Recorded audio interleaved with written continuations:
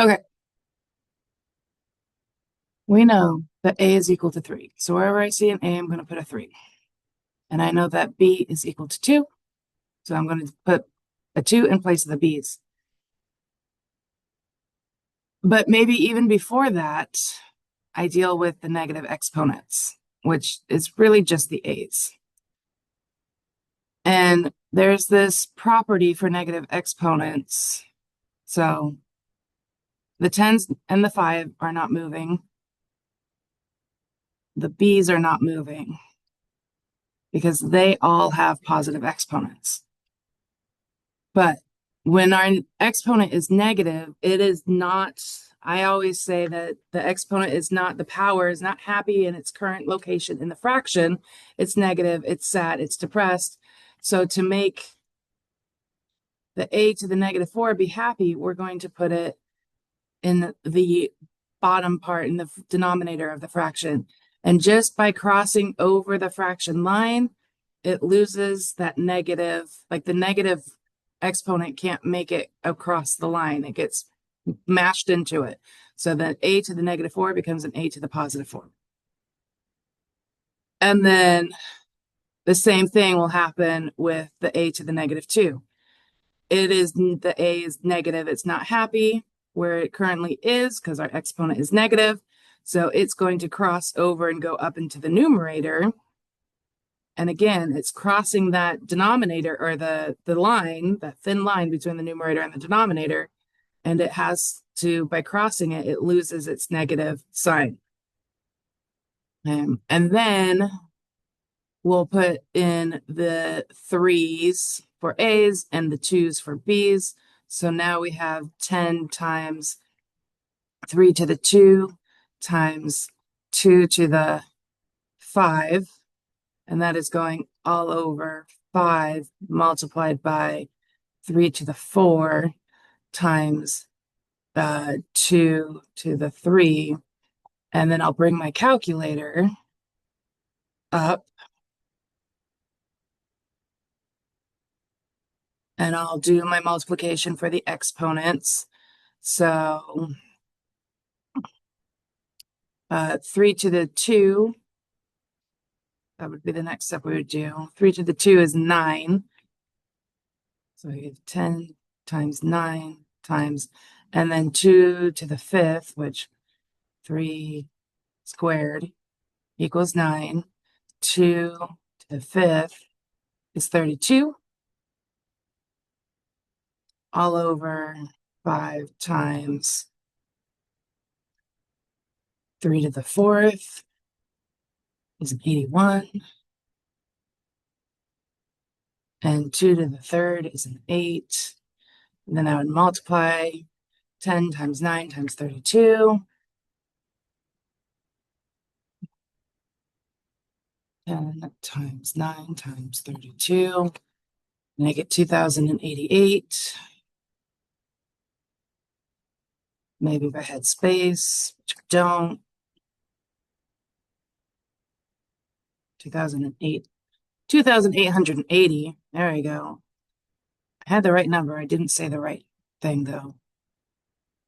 5 times 81 times 8 gives me 3,240 in my denominator. And quite honestly, if that's what I saw, I'd be happy, but we can simplify it. They both end in 10, so I know I can divide by 10. Or they both end in a 0, so I can divide by that. And then only because I'm like kind of nosy and I look at what my factors are, I know that I can then also divide by, so that would give me a 288 over 324. I know I can divide by an 8 because I know 8 goes into 32. And then that would give me like 36. Ooh, I like small numbers. And I have no idea what 81 times 5 is, but that's not even accurate.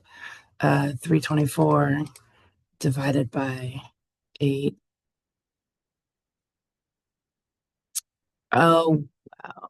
That's not, oh, sadness. I can't use 8. All right, but I can use a 9. Ooh, that's a big.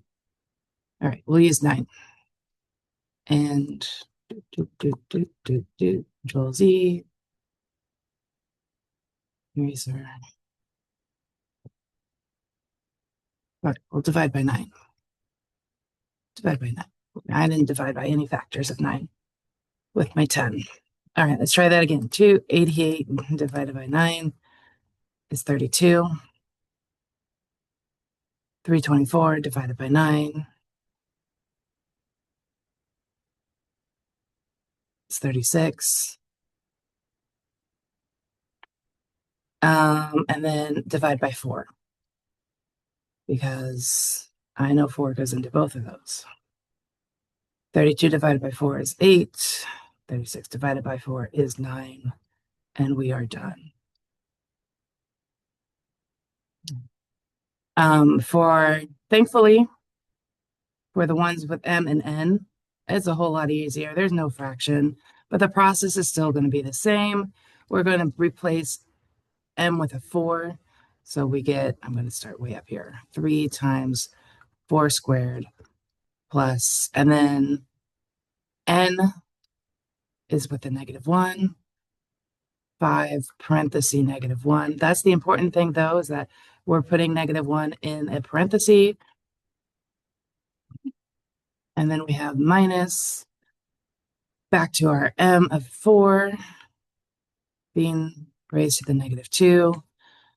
Exponent all of those. So that would be a 3 times 16 plus 5 times -1. -1 times -1 times -1 is a -1. And minus 4 squared, or 4 to the -2.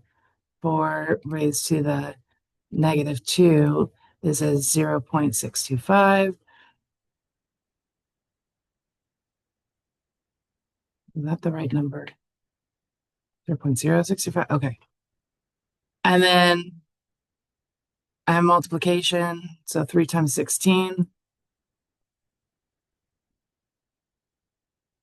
is 48. 5 times a -1 is a -5. 0.625. 0.0625.